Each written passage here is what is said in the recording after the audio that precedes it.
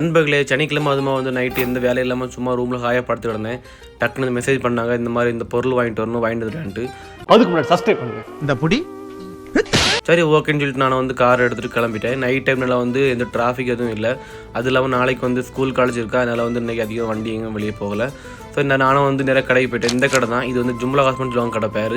இங்கே பார்த்தீங்கன்னா வந்து வீட்டுக்கு தேவையான லிக்விட் பொருள், இந்த பிளாஸ்டிக் பொருள், இந்த மாதிரி சப்புச்சோறு பொருட்கள்லாம் இருக்கும். நான் வந்து வாங்க வந்து பொருள் இந்த பொருள் தான். ஃபைனலாக வந்து வாங்கிட்டு நான் வந்து வெளியே போய்ட்டு கடையிலேருந்து. அப்புறம் பார்த்தீங்கன்னா வந்து காரில் சுத்தமாக டீசல் இல்லை. சரி டீசல் போட்டான்னு சொல்லிட்டு இந்த அட்னாக் பம்பு வந்துட்டேன். ஃபைனலாக வந்து டீசலும் போட்டு முடிச்சுட்டு நம்ம எப்போ போல் பில்லே வாங்கிட்டு நேராக ரூமுக்கு வந்து இந்த பொருளையும் கொடுத்தோம் அவங்ககிட்ட. அப்புறம் சொன்னாங்க வந்து சாப்பாடு இருக்குது வாங்கிட்டு போன்ட்டு. சரி நானும் வந்து என்னோடய பாத்திரத்தை கொடுத்து உள்ள சாப்பாடை வாங்கிட்டு நேராக ரூமுக்கு நடக்க ஆரம்பிச்சிட்டேன். சரி என்ன சாப்பாடுன்னு சொல்லிட்டு திறந்து பார்த்தா கப்ஸா தான். இது வந்து அவங்க வீட்டில் பண்ண கப்ஸா, கடையில் வாங்கின கப்ஸா இல்லை.